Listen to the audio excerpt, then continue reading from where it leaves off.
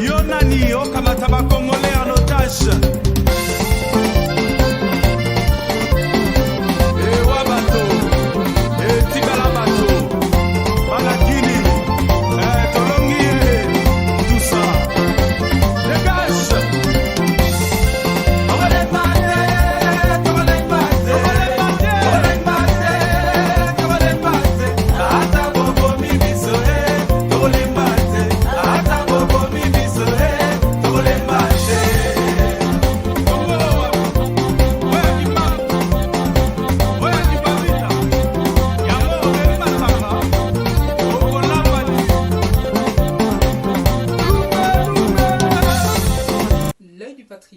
Du 1er novembre 2021 à lire sur www.apareco.fr. Jeu de dupes et messe noire de Mbanza-Ngungu à Brazzaville. RDC, bientôt un Sun City 2. Rencontre secrète et tractation entre François Beya, Martin Fayulu, Néhémie Mulania, Adolphe Muzitu, Devos Kitoko, James Kabarebe et Vincent Kariga. Le peuple congolais qui tente depuis des années de sortir des souffrances dans lesquelles il est empêtré est souvent loin de s'imaginer les tractations qui se déroulent loin de son regard. Que ce soit sous Mobutu ou après lui, l'histoire de la RDC foisonne de ces cas de nos politiciens qui disent une chose en public et font autre chose en secret. Et le peuple congolais, qui a régulièrement fondé son espoir de changement sur ces hommes politiques, s'est constamment retrouvé victime des choix hasardeux d'une élite plus souvent au service d'elle-même d'abord, ou des intérêts étrangers. Les Congolais ont régulièrement appris, à leurs dépens, que pour atteindre leurs objectifs, ces hommes et ces femmes n'ont pas hésité à nouer des alliances contre nature, allant parfois jusqu'à hypothéquer l'avenir de la RDC et celle des Congolais eux-mêmes. Il suffit par exemple d'observer le parcours de Félix Tshisekedi pour arriver coûte que coûte au premier plan de la scène politique congolaise, pour constater cette parfaite illustration du double jeu permanent et dangereux de certains politiciens congolais. Voilà pourquoi la tragédie qui persiste en RDC aujourd'hui, avec un processus d'occupation en cours et un risque réel de balkanisation du pays, ne peut que nous inciter à plus de vigilance que jamais. Lorsque M. Honoré Ngwanda alertait au sujet des rencontres et des arrangements entre Félix Tshisekedi et Kabila, directement entre eux, ou via divers intermédiaires avec des rencontres à Ibiza, Venise, Bruxelles, etc., nombreux sont les Congolais qui en avaient douté. La suite des événements a pourtant donné largement raison à M. Honoré Ngwanda. Et oui, certains de nos compatriotes ont malheureusement un peu trop tendance à croire que ce qu'ils ne voient pas ou ne savent pas n'existe pas. Aujourd'hui, le président national de la Pareco est décédé, mais son réseau continue à fonctionner. Et ceux d'entre nous qui travaillons directement avec lui à l'intérieur comme à l'extérieur du pays, nous sommes déterminés à poursuivre sa mission et à nous battre jusqu'au bout pour la libération totale de la RDC sans compromission. C'est pourquoi nous continuerons chaque fois que c'est nécessaire d'alerter les Congolais des dangers qui se profilent contre eux ou contre notre pays, la République démocratique du Congo. Lors de notre précédent article, nous avions déjà annoncé que nous suivions de près les tractations de certains politiciens congolais, particulièrement avec les émissaires de Kigali. Nous avons poursuivi ce travail.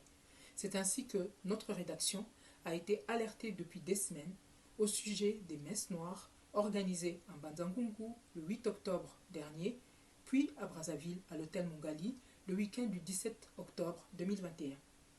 Nous livrons ci-dessous à nos lecteurs un résumé de ces entretiens. Si le peuple congolais ne se décide pas à imposer ses propres objectifs selon ses propres intérêts, la RDC sera condamnée à revivre constamment les mêmes scénarios. Car, à l'abri des regards, les acteurs politiques les plus en vue du pays s'activent déjà dans l'un de leurs exercices favoris, à savoir le jeu de dupes. Sous-titre: Félix Tshisekedi, le président des selfies et des promesses. Après son humiliation historique aux États-Unis, Tshilombo s'agrippe à Kagame et cherche des rapprochements avec la Russie et la Chine. N'en déplaise à certains, le récent voyage de Félix Tshisekedi aux États-Unis au mois de septembre dernier est loin d'avoir apporté les fruits que lui et ses partisans en attendaient. Les quelques selfies de Félix Tshisekedi comme une groupie en compagnie du président Biden à Rome ou avec d'autres acteurs politiques internationaux ne changent en rien l'état réel de leurs attentes ou du degré réel de leur déception à l'égard de Tshilombo. Comme chacun a pu le constater, ce voyage aux États-Unis, donc le mois dernier, entrera plutôt dans les annales de l'histoire comme le symbole d'une grande humiliation pour un prétendu chef d'État africain et de surcroît président de l'Union africaine. Bien avant de décoller de Kinshasa pour son périple en Occident, Félix Tshisekedi était pourtant bien informé du refus du président Biden de le recevoir. Mais pour les besoins de la cause, ses proches collaborateurs et lui ont laissé croire le contraire à ses fanatiques. Et comme si cela ne suffisait pas, pendant qu'il prononçait son discours à la tribune de l'ONU, ses alliés rwandais ont veillé à lui rappeler à quel point il était pieds et poings liés, au point même de ne pas être en mesure de veiller sur ses propres enfants et leur mère Gisèle Pella. En effet, pendant que tout a été fait pour que les images de leur expulsion de la RDC Manu Militari fassent le tour du monde, Félix Tshisekedi était contraint de s'exposer avec des émissaires de la communauté rwandaise, dite Banyamulenge, aux États-Unis. Félix Tshisekedi, spécialiste des slogans et des promesses sans lendemain, est aujourd'hui dos au mur. Nos différentes sources nous ont informé qu'au cours de ce déplacement, il lui a été demandé par les États-Unis de 1. Mettre définitivement un fin à ses relations avec Joseph Kabila et tout mettre en œuvre pour l'arrestation de celui-ci. 2. Faire une déclaration officielle au sujet de la fuite du général John Numbi et de Kalev Mouton, tout en actionnant la machine diplomatique pour demander officiellement aux États qui ont accueilli sur leur territoire ces deux citoyens et fugitifs congolais de les arrêter et de les renvoyer en RDC afin qu'ils y soient jugés. 3. On lui a demandé de cesser toute collaboration avec Joseph Kabila dans l'exploitation des minerais congolais au profit de la Chine. 4. Il lui a été demandé de ne pas se représenter aux élections de 2023 et de se choisir un dauphin. Ainsi, force est de constater que faute d'avoir réussi à déboulonner Joseph Kabila, Félix Tshisekedi est en voie d'être déboulonné lui-même. C'est donc un peu sonné par la série de portes occidentales qui lui ont été claquées au nez, puisqu'il a aussi essuyé un refus de la part du Vatican où il espérait être reçu. C'est donc après cette série de refus que Félix Tshisekedi et ses proches s'agrippent plus que jamais à Kagame pour se maintenir au pouvoir. Nos sources dans son entourage nous ont également informé qu'il tente désormais des rapprochements avec la Chine et surtout la Russie. Profitant de cette aubaine, d'un isolement et d'un rejet de plus en plus marqué de Tshilombo à l'intérieur comme à l'extérieur du pays, Kigali est en train de renforcer son grappin sur sa nouvelle marionnette. Aujourd'hui, par le biais de ses émissaires, Kagame s'active pour orchestrer un consensus au sein de la classe politique congolaise, qui soit surtout profitable aux intérêts rwandais. Une fois cet accord obtenu, selon les conditions fixées par Kigali, ce sont ces mêmes collabos congolais, attirés plus que jamais par la mangeoire nationale, qui iront claironner hypocritement auprès de la communauté internationale et du peuple congolais qu'ils ont trouvé un prétendu consensus entre Congolais. Sous-titre Mbanza-Ngungu, les dessous de la rencontre de Martin Fayulu, François Beya, Adolphe Muzito et Néhémie Mouilagna. C'est dans ce contexte que l'œil du patriote a suivi les discussions qui se sont déroulées à Mbanza-Ngungu dans le Congo central le vendredi 8 octobre 2021, soit la veille du dernier meeting de la MOUCA à Kinshasa, entre donc Martin Fayulu, Adolphe Muzito, François Beya et Néhémie Mouilagna du FCC dans une propriété d'Antoine Gonda, comme vous le savez, qui est un proche de Joseph Kabila. Cette rencontre faisait suite à des discussions amorcées depuis des mois en vue de l'organisation des concertations entre les partis politiques congolais pour la mise en place d'un gouvernement d'union nationale et une transition de 2 ou 3 ans. Premier point, l'objectif pour Félix Tshisekedi, représenté par François Beya, était de se maintenir au pouvoir, malgré les réserves de la communauté internationale et en comptant sur l'appui de son nouvel allié, Paul Kagame. Faisant la sourde oreille aux injonctions américaines, Félix Tshisekedi a envoyé son conseiller spécial à Mbanza-Ngungu avec mission de négocier un glissement en sa faveur avec donc la MOUCA et le FCC. La réponse de Martin Fayulu a été de rappeler qu'il avait lui-même initié cette idée à travers sa proposition de sortie de crise et il a confirmé qu'il était d'accord pour l'organisation d'un dialogue national en vue de concrétiser ce projet. Dans un tel contexte, Martin Fayulu a annoncé qu'il serait prêt à accepter une transition de 2 ans et la formation d'un gouvernement d'union nationale dont il serait lui-même le Premier ministre.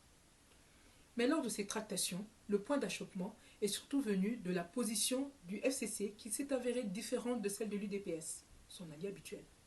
Représenté par Néhémie Mulania, le FCC s'est montré particulièrement gourmand et a exigé plusieurs secteurs clés, à savoir la primature, la défense nationale, les finances et les affaires étrangères.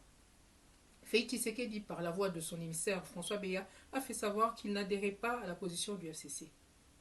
Les discussions se sont néanmoins poursuivies. Le FCC et Félix Tshisekedi ont recommandé à Fayulu et Muzito d'accepter le soutien de Kigali via Joseph Kabila, Kagame et Museveni de l'Ouganda.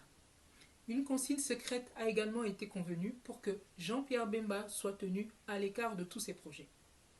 Enfin, comme lors de sa rencontre avec James Kabarebe, Martin Fayulu a également insisté auprès de François Béa pour que Félix Tshisekedi respecte ses engagements. Débutée à 14 h, la rencontre a pris fin à 17 h 20. Sous-titre: Tractation à Brazzaville pour la mise en place d'un gouvernement de transition en République démocratique du Congo. Rencontre entre James Kabarebe, Vincent Karega, François Béa, Justin Nzun, Devos Kitoko et Blanchard Mungomba. À peu près une semaine après que les ténors des partis politiques ici des Nouvel Élan et EFCC se soient rencontrés à Mbanza-Ngungu avec François Béa, l'émissaire de Félix Tshisekedi, une nouvelle rencontre a été programmée, à Brazzaville cette fois-ci, le week-end du dimanche 17 octobre 2021 avec leurs représentants respectifs, Justin Nzun pour le FCC, Devos Kitoko pour les CID et Blanchard Mungomba pour le Nouvel Élan. Cette rencontre s'est déroulée en présence de 2 émissaires de Kagame, l'ambassadeur rwandais Vincent Karega et le général James Kabarebe. L'objectif est resté le même qu'en Mbanza-Ngungu, c'est-à-dire la mise en place d'un gouvernement d'union nationale en vue d'une transition politique en République démocratique du Congo, précédée par un dialogue intercongolais entre Félix Tshisekedi et l'opposition, un dialogue donc similaire au dialogue de Sun City de triste mémoire. Lors de ces entretiens, les délégués de Fayulu et Muzito ont clairement souhaité que Félix Tshisekedi convoque un dialogue visant à créer les conditions pour des élections démocratiques et transparentes. Le groupe de la MOUCA, dont la position a sensiblement évolué depuis la rencontre de Mbanza-Ngungu, a proposé la mise en place d'une transition de 3 ans avec comme animateur Félix Tshisekedi à la présidence, Martin Fayulu comme vice-président et Adolphe Muzito comme Premier ministre de la transition. Le groupe mixte de Kingakati représentant à la fois Kabila et Tshisekedi, via Justin Nzun et François Béa, a estimé que le poste de vice-président devait revenir à Azarias Ruberwa. Ils ont proposé la création de 2 postes de vice-président, l'un en charge des questions administratives et des réformes et l'autre en charge essentiellement des problèmes sécuritaires. Les 2 délégués rwandais, Karega et Kabarebe, ont particulièrement appuyé l'idée du retour d'Azarias Ruberwa aux affaires comme garant des intérêts rwandais. James Kabarebe s'est adressé directement à François Béa en lui recommandant que Félix Tshisekedi accorde l'attention voulue à ce dossier. Les 2 délégués rwandais ont également demandé aux délégués de la MOUCA de faire part à Fayulu et Muzito de la recommandation de Kigali pour qu'ils acceptent Denis Kabdima comme président de la CENI. Mais là, les secrétaires généraux Blanchard, Mungomba et Devos Kitoko ont répondu négativement à cette requête rwandaise. Ils ont dit être d'accord pour une transition, mais pas pour qu'on leur impose M. Kadima. L'ambassadeur Karega s'est montré particulièrement mécontent de cette réponse et c'est sur cette note discordante que les participants à cette réunion se sont séparés, tout en prévoyant cependant une autre rencontre avant la fin de ce mois de novembre 2021. Chers compatriotes, le décor de futures mascarades chapeautées par les occupants rwandais est d'ores et déjà plantée. La plupart des acteurs politiques congolais qui s'agitent en ce moment le font surtout dans le but de s'assurer une meilleure position au moment des négociations à venir. Mais, en parallèle, l'œil du patriote a pu constater que la plupart de ces protagonistes ont chacun un agenda caché. Tenez, pour affaiblir Félix Tshisekedi, Martin Fayulu et Adolphe Muzitu se sont rapprochés de Joseph Kabila.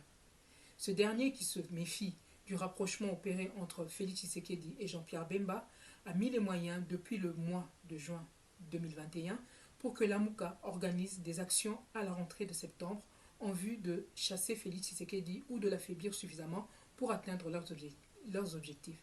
C'est ce à quoi on est en train d'assister en ce moment. Mais pendant que Martin Fayulu et Adolphe Muzitu comptent sur cet allié rwandais encombrant pour une redistribution à leur avantage des cartes de l'échiquier politique congolais, Kabila, lui, mûrit d'autres projets pour lesquels ils ne sont que des pions. Nous reviendrons d'ailleurs prochainement sur ce que mijote Joseph Kabila. Enfin, concernant la tension qui a été constatée ces derniers jours entre Fayulu et Muzitu, d'après les informations recueillies par l'œil du patriote, celle-ci est liée au partage de l'argent versé par Kingakati. Au vu de tous ces éléments, il appartient au peuple congolais de se mobiliser de manière à ne plus servir simplement de pion aux politiciens congolais et autres. Résister à l'occupation, ce n'est pas partager le pouvoir avec les mêmes occupants. Et aucun pays occupé au monde n'a jamais été libéré par des élections. Pour libérer la République démocratique du Congo, les Congolais n'ont ni besoin d'élections, ni besoin de donner des préavis pour leurs actions. Ceux qui nous tuent tous les jours ne nous en donnent d'ailleurs pas. L'œil du patriote invite donc le peuple congolais à se rapprocher des réseaux de la véritable résistance congolaise à l'intérieur du pays et à se préparer pour le soulèvement populaire qui libérera totalement la République démocratique du Congo. À suivre donc. Paris, le 1er novembre 2021, Candido Keke, vice-présidente de la PARECO, en charge de la planification et de la communication. L'œil du patriote à lire sur www.apareco.fr.